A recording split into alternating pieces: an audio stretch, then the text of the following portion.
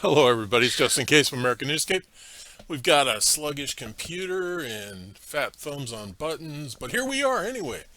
Joining Yeah, our we're here, friend, man. joining our friend and media personality Jerry Maldonado, back for another installment of Meatball Therapy. Hello, Jerry. Welcome to American Newscape. We are here gradually. I don't know. It ain't my connection tonight, Meatball. It's got to be you, man. It's my computer. It's just being finicky. See, you got it all different parts instead of getting one system. You put together these myriad of parts, and this is you pay what you get what you pay for. You do absolutely. So, hey, now that Jerry's gotten that off his chest, we're talking about collective consciousness, and apparently Jerry's consciousness is concerned about my computer. So, Jerry, I what's it? am yes, and my Facebook crowd too. They're worried about your computer too because they're sitting there saying, "Start the show." Well, we had a But, but fat finger issue too. So, yeah, well, you actually got louder. Thank you. My rock era ears got to hear you better. So I'm glad that you're talking louder because it kind of dulls the ringing that's going on in my life. well, what is that? Tendinitis? Yeah. Well. Okay. Tinnitus. I used to call it. I Tinnitus. used to call it. I used to call it. Yeah, tendinitis. But that's your shoulder, meatball. I mean, that's a. Oh, that's right. I get it all mixed up. Too many terms. Too many doctor terms. But go ahead, brother. Go ahead. I had somebody that worked for me years ago from South Africa, and he used to call me odd ears because he couldn't understand. Right. He couldn't get it, man. That's like me with half my life. I still try to figure it out to this day. All right, but back to the topic at hand collective consciousness. What do we need to know about that, Jerry? Yeah, that this was actually, I think, show number two we did way back. We're hitting almost 100 shows there, Meatball, and Wow. I'm proud to say to be a part of this collective consciousness of Southwestern people that you bring me to every week. And believe me, it's an honor. But I wanted to clarify a couple things that really bothered me the other day. I was talking to an associate, and she looked very unhappy. And she goes, "Well, I'm going back to school. I want to get into the medical field." And to me, I mean, this is where I get these thoughts from. I don't know where this stuff comes from. But immediately I thought of my older brother. He's been in the field now, I would say 15 years. He's relatively young.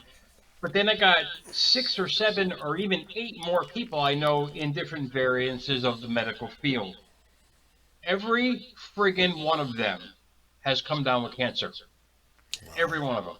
I didn't tell the young girl that, the associate, but it made me think. These are all people that are 10 years, 20, even 30 years younger than you and I.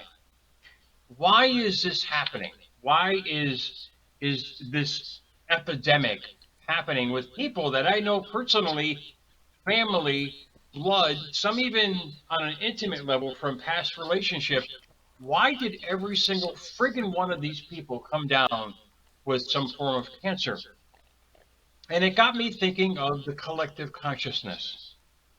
They're all taught in school to block out the emotions of the patients that they see. But the question I have is, can you really do that? We're humans, we're all empaths in some way. We care for them in some way. But when you're inundated with pain of that fashion all day long, and you can relate to understanding what I'm talking about, when you're inundated all day long with that 8, 10, 12, 15 hours a day, 5, 6, 7 days a week, nobody knows what you're thinking about. But indeed, your aura is saying what you're thinking about, therefore connecting with all this pain. Granted, it's an assumption, but being in the realm of quantum on a quantum and meta level that I live by, that has changed my life for the better, living from the inside out rather than from the outside in. It's something relevant for people to think about of what they surround themselves with, because you can't really block out your surroundings. You can't block out the pain that's all around you. The only thing you can do is get away from it. And a lot of these people I know very on a personal level because I see them. I'm like, how did this happen? Well, I don't know. I eat right, I juice, I ground, I do all these things. It just shows you it's not mind over matter. It's that mind creates matter. Well, it does, Jerry. And, having had a history of being attended by a lot of Mayo Clinic's most acclaimed doctors, and they're trained to block a lot of this out, but they can't. They You can't can't. block. They can't block it all out because they have patients that they become vested in and befriend, and it takes a toll on them. It takes a serious toll on them. And that's why I think we Well, have to have respect for that industry, for the people that go into it that aren't just doing elective surgery. We have to have a lot of respect for them, but we have to give kudos to that young girl, and hopefully she'll get a sense of what lies ahead when she goes to school. yes. Yeah, no, no, you bring up some valid points indeed, on that. And being the mind that I have, I'm the why guy. I'm Yeah, always trying to figure out the why. What you surround yourself, indeed, you become, whether you like it or not. If I went and parked myself back in my old 12 by 12, I would literally start to become that again without even knowing it until I realized it later on when I was surrounded with it in every facet of my life. So use that example of, I'm not saying don't go in the medical field. I'm not here to hurt right. anybody and scare anybody, most importantly. All I'm saying is just be aware of your surroundings. At my work, I'm not the water cooler guy. I don't get involved with trivial conversations. It's just because perhaps I'm a professional, or most importantly, I just don't want to get involved with that energy. Well, It's a lot harder for people in the medical field. Go ahead.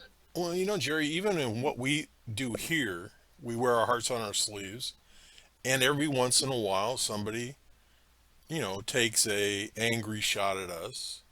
But I've become reasonably callous to that. But I do read it and I do respond to it. And you respond very respectfully, mind you. Well, generally. I'm a testament to Generally. that. I'm like, there you go. And make the voice come up. Talk louder there, Meatball. That's what I'm talking about. But no, no, you bring up a great point. It, for people, it doesn't have to be, you were talking about, here comments here and there. I'm getting to my point. You're talking about comments from here and there. I'm talking about people that are immersed in it, Yeah. Oh, yeah. day all day long. I mean, they see the patient, they write about the patient, they talk to their colleagues about the patient, they have lunch with their colleagues that talk about their day. They're literally immersed themselves into what is going on all around them. And it's creating what? A feeling, Yeah. a vibration, an emotion be attached to that. And that in essence is creating their aura. And they're showing now where I forgot what it's called. I got it written here. Kirlian, Kirlin, photography. I don't know why I can't pronounce it. Maybe it's my meatball mentality, where it literally measures on a physical level the energy coming off you. And guess where that energy is going? It's connecting to the collective consciousness of the people who have the same values, beliefs, and so forth. We call that the law of attraction, per se, on a physical level. All I'm saying is, whatever you surround yourself, you're going to start creating a feeling about that surrounding. And your aura can go out 4 to 5 feet, meaning your energy, but they're measuring now up to 66 feet. So therefore, you're creating that water cooler mentality in wherever you are. Just be aware of your conscious thinking, is my point. Be aware of what you surround yourself with. You can be the medical field, but don't let the medical field get in you, is my point. And that goes with everything in life. You let it come into you, it's going to start controlling you. Go ahead. Well, you're exactly right. And that transcends a lot of occupations like police officers, firefighters, God, even yeah. even teachers. Imagine the misery of being a teacher today, having to deal with the pain and suffering of the students and the improper interaction of the parents. And I can't imagine anything worse. See, this is where, yeah, you're absolutely right. I mean, but here's a case in point. Every friggin' one of my associates, and I say it, I don't understand it. Every single one of them has been sick two, three, four times. Sometimes getting the flu twice. This is all in the past 6 months. What happened to me? You forgot. You were too busy. Well, this is my point, and I'm not trying to put a cape on and thinking that I'm superhuman. I don't even, honestly, I don't even think about it. Everybody, yeah, okay, call out, whatever, do what you got to do. I'm just trying to prove a valid point that, don't let your surroundings immerse you. I've always been an empath. I thought I was a loner. No, I'm just an empath because I feel people's vibrations I feel it. I mean, with all my heart and soul. If something doesn't feel right, I'm away from that. And that was the hardest lesson I had to teach myself because, wait, I just want to fit in. You got this inner civil war going on here. You want to fit in with everybody. But then you realize they're just causing pain in your life, so you move away. But then you realize you're feeling the pain before the pain. I'm just saying, be consciously aware of what's going on around you. You can be around it, but you don't have to inundate yourself with it. Well, absolutely, and you don't have to buy into it. And Oh, uh, good point. and we've Good talked a point. lot What do you about. mean, like politics? Well, absolutely, you don't have to buy into it. You don't have to do what the Joneses are doing. You need to do what you need to do for yourself. Thank you. Mind your own business. That's a good Wow, step. what a concept. Don't tell anybody how to live. But yeah, great point. Politics is a great point. That's why we have 40% here and 45% there, and 15% don't know what the hell they want. That's basically how the country is run right now. Yeah, But it's being okay. being counted by pollsters that can't count. Yes, and that make up their own count. There you go. To kind of push the mouse a little bit further, in a lot of areas. But it's all based about opinion. You can, like I said, I get my information every day, maybe 5, 6, 7, 8 minutes, and then I'm out. You want to you start biting the TV screen if you hang around much longer than that. But this goes wholeheartedly in life by only focusing on, like you said, self. What makes you happy? You can focus on the news all day long because that's your business because it makes you happy. You don't let it get inside of you, is my point. You Yeah. don't let it inundate you with a personal feeling. You're like you use logic instead of instead of getting emotionally involved and shaking your TV screen saying what he's talking about. You take both sides of the spectrum. I wish people could do that with their work and with their life balance because it'll create a better aura around you. Is my point. You're emitting a better energy, therefore you're attracting the same like minds together, not ones you don't want, but ones that you do want. Well, Jerry, for about the past 15 years, let's say, society has been, listen to that feedback, channeling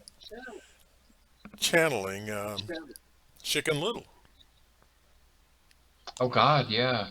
I And mean, a lot Chicken of my Little Facebook has be people can relate to that as well. Go ahead. well, Chicken Little has become a reality in society. Anything that happens, people are just acting like this is Armageddon. This is the end of the world.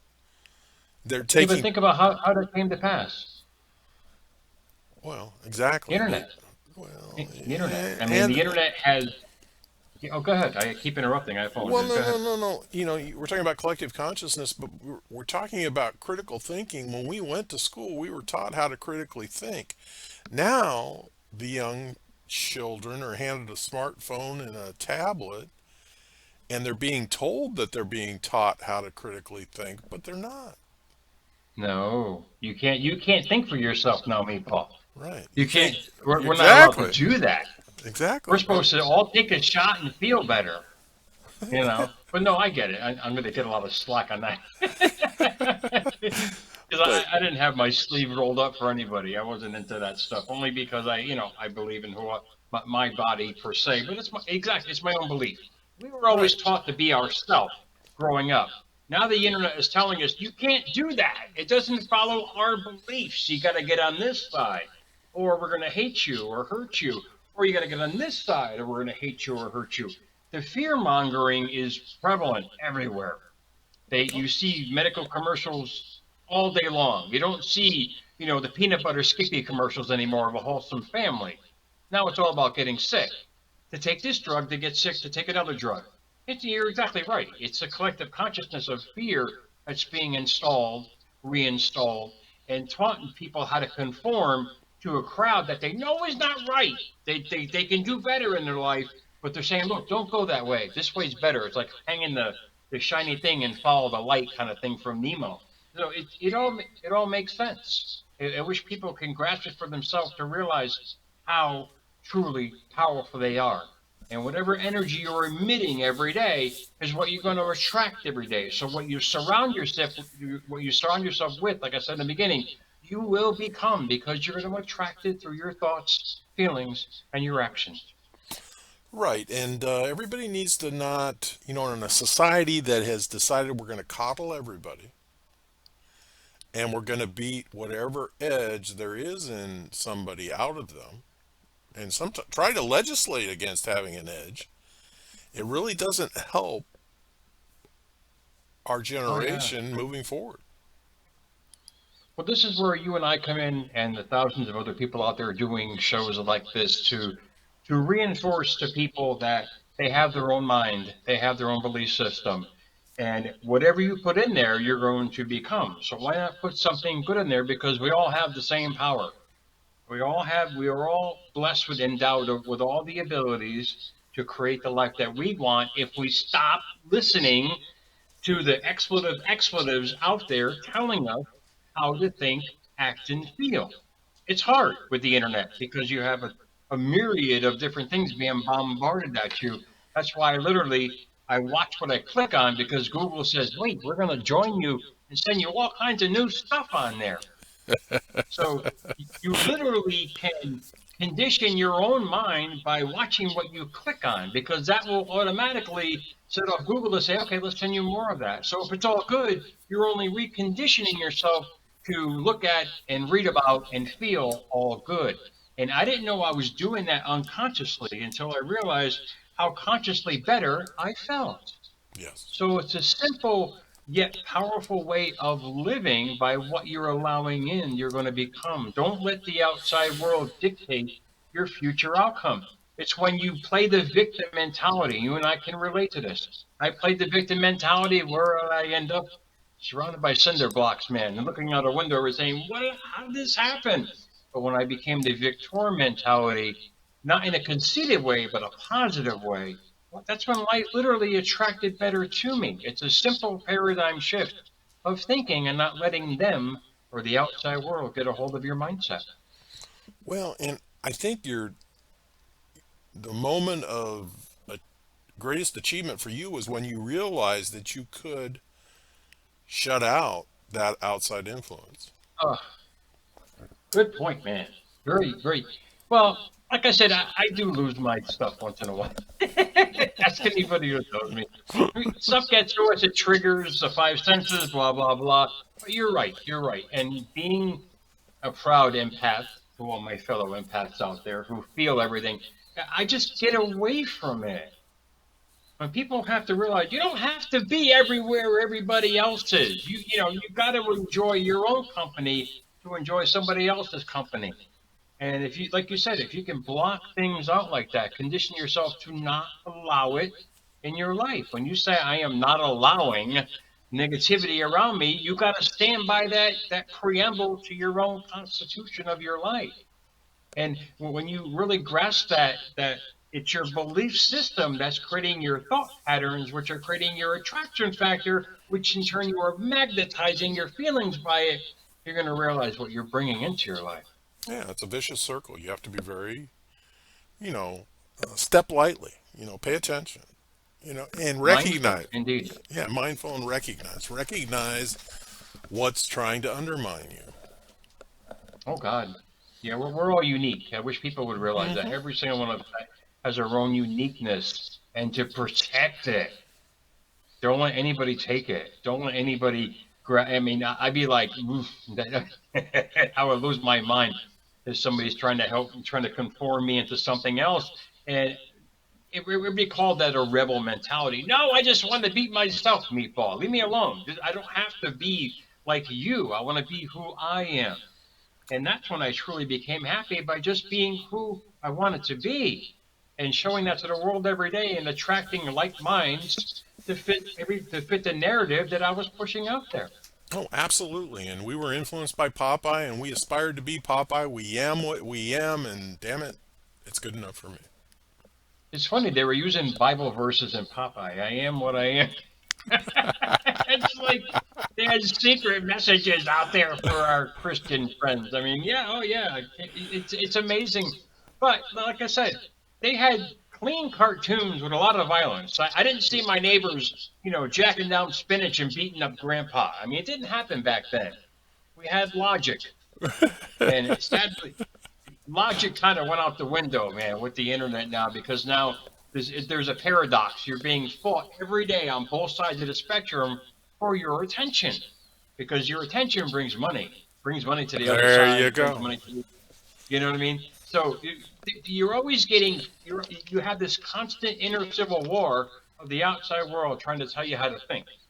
And when I isolated myself from the outside world, not on a physical sense, but on a mental sense, it only helped me tremendously. So hopefully people can grasp this message from you and I, our uniqueness, so let people know that they're unique in their own way. Well, and once they realize that we cannot be groomed, they'll quit trying to groom us. Yeah. Oh, yeah. Well, it's happening slowly but surely, whether they believe it or not. It all starts at the top. The buck stops here. Um, and to me, I don't care who's on that shiny building on the hill. I don't care, man. I just want people to prosper. I want everyone to grow. And however, and whoever's in there and however they do it, and we all benefit from it, that's all I really care about. Absolutely. Yeah, we don't need to know the recipe. Who cares? Exactly. All right. Hey, Jerry. Good job. Thanks, bud. All right. Hey, everybody. You're awesome. This has been Just in Case. I'm Jerry Maldonado, bringing you Meatball Therapy. Thanks for joining us. Remember, additional information and links provided in this video is read more. Today is the day to subscribe to this channel. Please learn more about Jerry Maldonado when time permits.